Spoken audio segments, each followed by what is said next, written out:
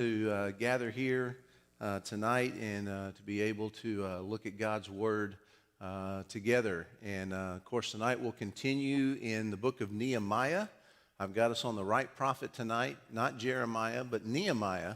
And so we're going to be in Nehemiah chapter 4. Now, you may be going, well, wait a minute, what happened to chapter 3? Well, chapter 3 is basically just a long list of all the people doing the building and where they were doing the building. And so if you want to go back and read over that, you can, but we're going to jump over chapter 3 and go straight into chapter 4. And so the Nehemiah has the Jewish people working really hard on the wall, and they're making progress. And we find in chapter 4, when Sanballat heard that we were rebuilding the wall, he became furious. He mocked the Jews before his colleagues and the powerful men of Samaria and said, "What are these pathetic Jews doing? Can they restore it by themselves? Will they offer sacrifices?" And what he means here is, will they offer sacrifices of thanksgiving? Will they actually finish it and be able to be thankful for that? Will they ever finish it? Can they finish it in a day? Can they bring these burnt stones back to life from the mounds of rubble?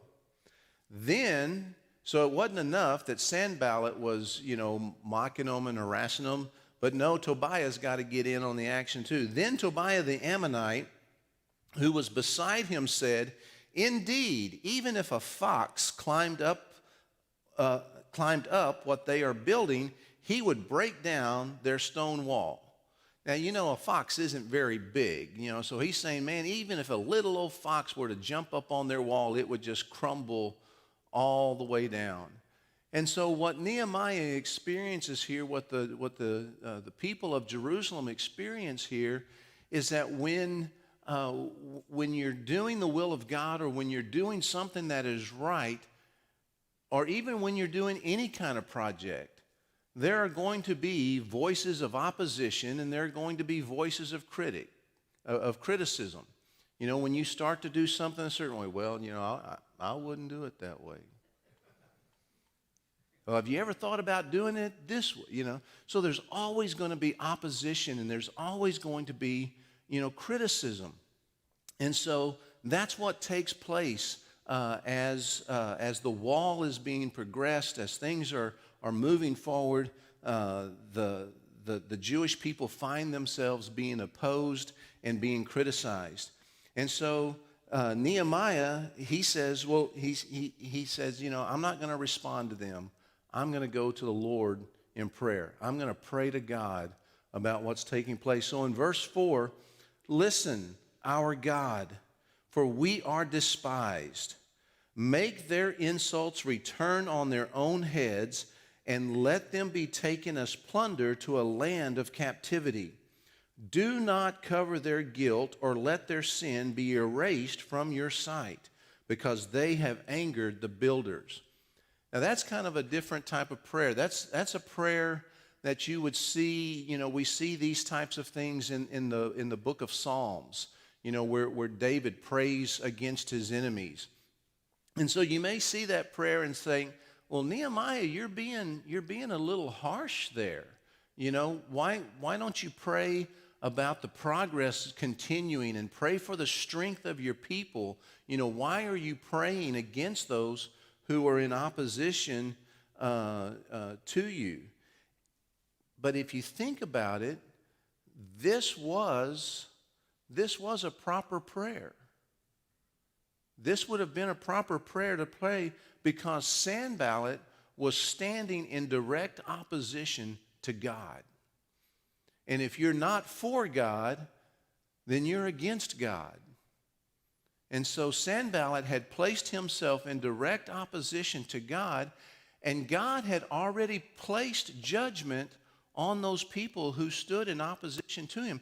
So Nehemiah was actually praying the will of God. He was saying, God, this is what you said you were going to do to those who stood against you, and now I'm praying that you would do it. So Sanballat was standing in direct opposition to God. Nehemiah was praying that God's will would be done because God said that I will deliver Jerusalem from her enemies. And so that's what Nehemiah is praying for. And then finally, Nehemiah didn't take vengeance upon himself, but he left vengeance to God. He said, God, I don't need to go take care of these people. You're the one who needs to take care of these people. Because what? God's vengeance is mine, says the Lord God.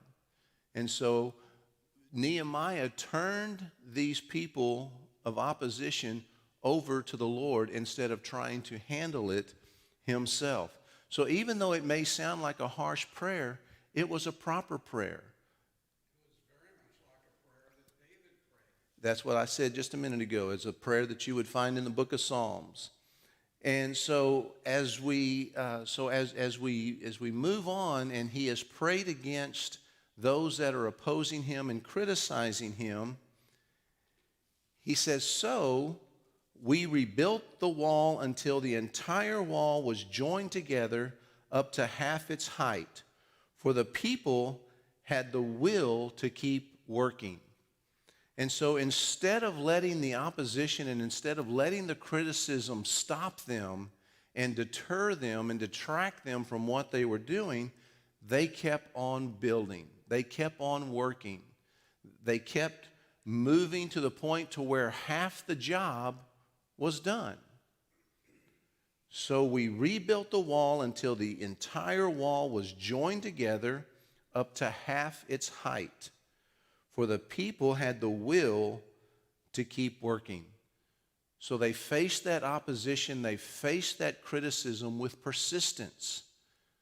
They faced it with with moving forward instead of, I kind of get the picture of Sanballat and Tobiah standing around out there, pointing the finger at them, making fun of them, just kind of being. I always hesitate to use this word because my dad never liked this word, but they were out there just kind of being punks, causing trouble. And sometimes when you get bullied, you kind of back off and you kind of stop doing what you were doing. But the people of Jerusalem, they kept building that wall. And they had gotten to the point to where half the wall was built. There were no more gaps in the wall, and the wall was built to half of its height. And so as we continue on, as we look there in verse 7, so you think Sanballat and Tobiah were mad at the beginning of the chapter. Now they're really mad. When Sanballat, Tobiah, and the Arabs, Ammonites, and the Ashdodites heard that the repair to the walls of Jerusalem was progressing and that the gaps were being closed, they became furious. So now they're even more furious. They all plotted together to come and fight against Jerusalem and throw it into confusion. So now it's not just Sanballat and Tobiah, but now you've got Geshem, the Arab, and you've got the Philistines now getting in on the act. That Ashdod was a Philistine city that was west of Jerusalem. So you had Sanballat and the Samaritans to the north. You had Tobiah and the Ammonites to the east. You had Geshem and the Arabs to the south. And now you've got the Philistine, the Ashdodites, to the west. So they're surrounded on all four sides by people who do not want to see them succeed, who do not want to see this wall completed. And they're furious, and they all plotted together to come and fight against Jerusalem and throw it into confusion. So what does Nehemiah do now? He prays some more. So we prayed to our God and stationed a guard because of them day and night. So now we're not just going to pray, but we're going to put some action to our prayer. We're going to pray to God that God would handle these bullies, that God would handle this opposition and this criticism, but we're not just going to pray, but we're going to put some action to our prayer as well. And so he says that we put guards, we station guards to be on the watch. And you say, well, aren't they kind of taking things into their own hands?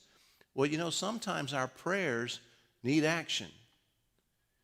You've all heard the story of the guy that was in the flood and he was stranded up on his roof and he was praying for God to rescue him.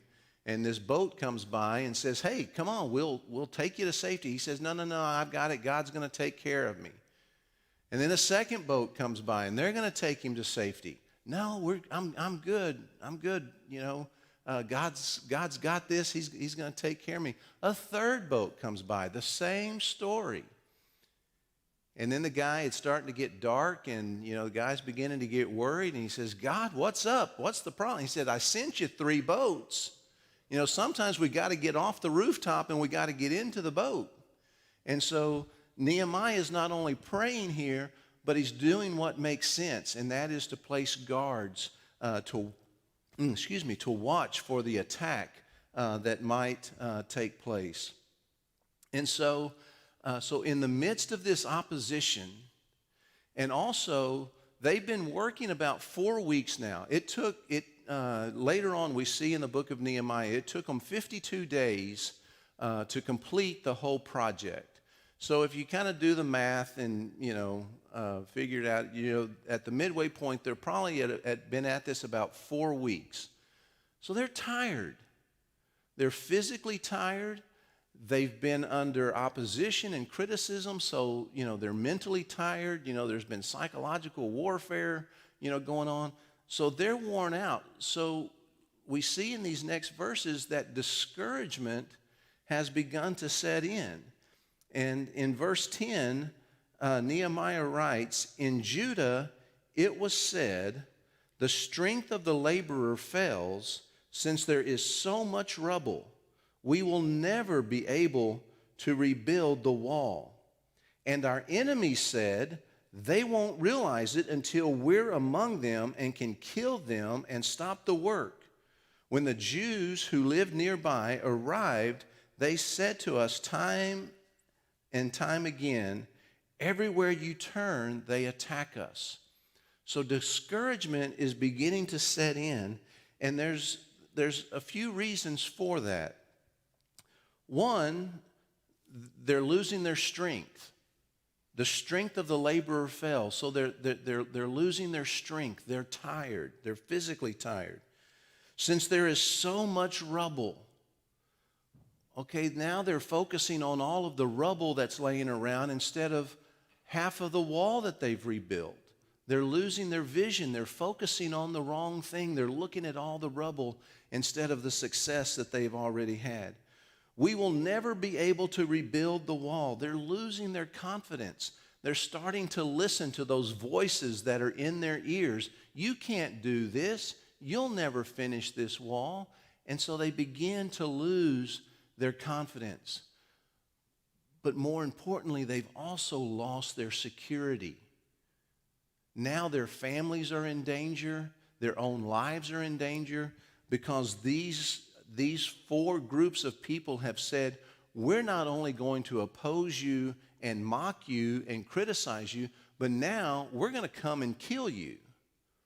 So now there is physical threat to their person and to their families. And so they've lost a sense of security. And so that discouragement has begun to set in. But Nehemiah doesn't just sit back and let this happen. You know, as we've already learned, Nehemiah is a man of action. He's a man of prayer and he's a man of action. And so he doesn't let this go without dealing with it. So we see there in verse 13 that he begins to deal with that discouragement. So I stationed people behind the lowest sections of the wall at the vulnerable areas. I stationed them by families with their swords, spears, and bows. So the first thing Nehemiah does is he unifies the people. He starts bringing them together. You know, whereas you may have had a couple of individuals working on one section and they were spread out all along this wall. You have to realize this wall went all the way around the city of Jerusalem. It was a huge task. And we're going to see Nehemiah refer to it here in a moment as an enormous task. So he starts bringing families together. He starts unifying the groups to where they're not so isolated from one another. And he brings them together to where they can work together as families. And then, after I made an inspection, I stood up and said to the nobles, the officials, and the rest of the people, "Don't be afraid of them. Remember the great and awe-inspiring Lord, and fight for your countrymen, your sons and daughters, your wives and your homes." You know, I can just see Nehemiah up there trying to pump the people up. It's kind of like a Rocky movie, you know, where Rocky runs to the top of the stairs, and he's ready for victory. And Nehemiah is pumping the people up and saying, remember our great God is on our side. Don't forget. Don't be afraid of them. Remember the great and awe-inspiring Lord. So he redirected the people's focus. So instead of letting them focus on the job only being half done, instead of letting them focus on the mockers, letting them focus on the criticism, letting them focus on all the rubble, he says, turn your eyes back to God. Focus on our God and fight. Fight for your countrymen. Fight for your sons and daughters. Fight for your wives and for your homes. So he redirects their attention. He gets their vision back to where it needs to be. And then with verse 15, he says, when our enemies heard that we knew their scheme and that God had frustrated it, every one of us returned to his own work on the wall. So God intervened. God frustrated the plans of Sanballat and Tobiah and Geshem and the Philistines. God intervened on their behalf. And when they saw this and when they realized that, hey, these guys know that the game is up, we know what they're up to, they returned to their work on the wall. But they changed strategy. They didn't go back to doing things the way they were doing them. From that day on, half of my men did the work, while the other half held spears, shields, bows, and armor. The officers supported all of the people of Judah. So up to this point, the officers had really not been involved. They had just kind of been overseeing the work. But now the officers, the NIV says that the officers stood behind the people that were working to provide support. The laborers who carried the loads worked with one hand and held a weapon with the other. I'm just trying to imagine it. Can you imagine pushing a wheel? It's hard enough pushing a wheelbarrow with two hands. Can you imagine holding a spear in one and trying to carry these bricks and this mortar, back and forth to all of these different places? Each of the builders had his sword strapped around his waist while he was building, and the one who sounded the ram's horn was beside me. So, up to this point, these guys had been working without any weapons. They had been working without anyone looking over, for their protection or anything. But now they've changed strategies. Okay, we know there's a threat, so it only makes sense to put action to our prayers. And we're going to have guards. We're going to have our weapons at the ready. We're going to have people on the lookout to make sure we know when an attack is coming. So they not only returned to the work, but they returned to the work in such a way that security was provided and that they were ready to go to battle. Now, I'm sure the work slowed down some because now half the guys were on guard duty and half the guys were working. And so the work probably slowed down some, but the important thing is the work continued. And they continued to do what God had called them to do.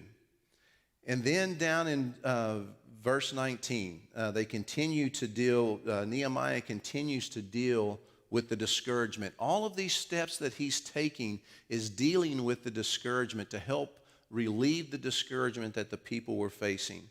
Then I said to the nobles, the officials, and the rest of the people, the work is enormous. I told you he was going to refer to the work being enormous. This was a big wall that they were, not only was it long, but it was very tall.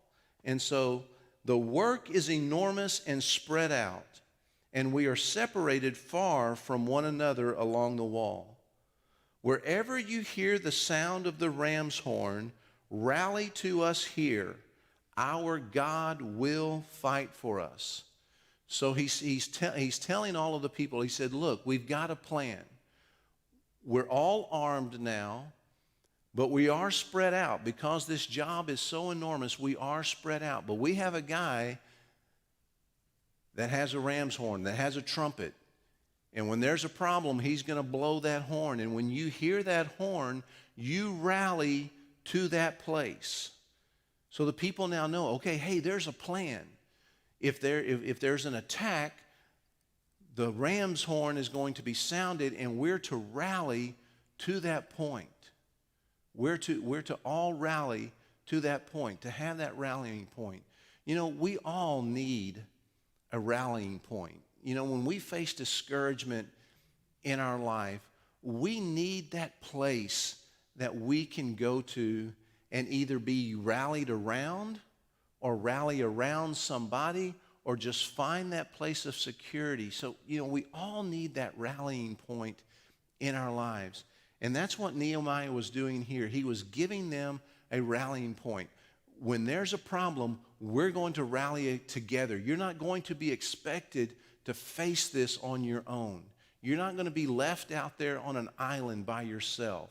But we're going to rally together to fight the battle. And not only are we going to fight the battle, but more importantly, our God will fight for us. Our God will fight for us. And then finally, the final step there in chapter 4 that Nehemiah takes and encourages is verse 21. So we continued the work. We continued the work. How many times in our lives when we face discouragement, we just feel like sitting down and giving up? You know, I've had enough. I'm done. But Nehemiah says, no, we didn't let this discouragement get the best of us. So we continued the work. While half of the men were holding spears from daybreak until the stars came out, at that time I also said to the people, let everyone and his servants spend the night inside of Jerusalem, so that they can stand guard by night and work by day. And I, my brothers, my servants, and the men of the guard with me never took off our clothes. Each carried his weapon, even when washing. So they continued the work, and they continued it in such a way that they were protected. They had guards from sunup to sundown. And it made sense, you know, hey, you guys that live outside the city, you're not going home anymore. You're going to stay in here where it's safe. You know, instead of putting yourself in danger and returning to your home outside the city, you're going to stay inside the city where it's safe. And you're also going to help us to guard the city. And you know what? You know, I can see, maybe Nehemiah saying, I don't know about you, but I'm sleeping in my clothes. If something happens, I'm going to be ready to jump up and take care of it and not have to worry about getting dressed. And so they slept in their clothes to always be at the ready. And even when they went to wash, they were armed. And so, but the key thing that I want you to see in that final section is, so we continued the work. They didn't allow the opposition and the criticism and the threat of bodily harm, they didn't let that discouragement win over. They continued the work. And in our lives, we need to continue to serve and to work for the Lord. When our attention completely turns in on ourselves and we begin to feel sorry for ourselves, woe is me, kind of the Eeyore, syndrome. Oh, the sun is shining, but I know it's going to rain today. We get that Eeyore syndrome going. When we serve others, when we serve God by serving others, it takes the attention off of us and it puts it somewhere else. And we not only fulfill the will of God for our lives by serving Him and serving others, but it also does us good. Does it not make you feel better when you're doing something for somebody else?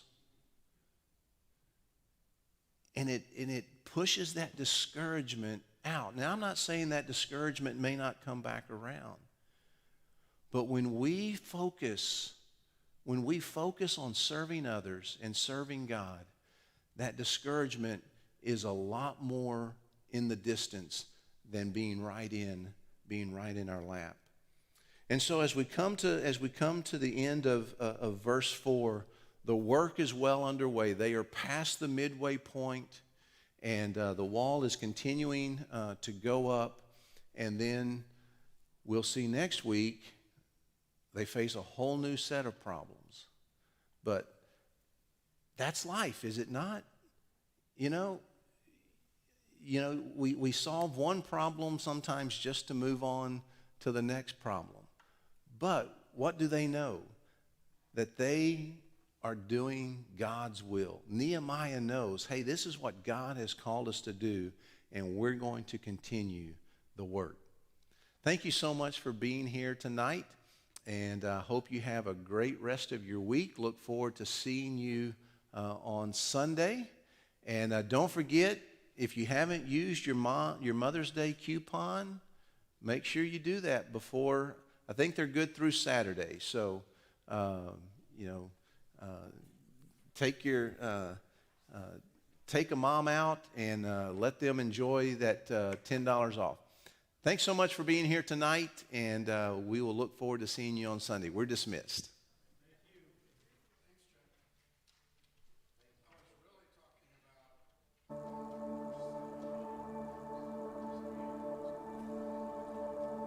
You are the Word at the beginning, one with God the Lord Most High. Your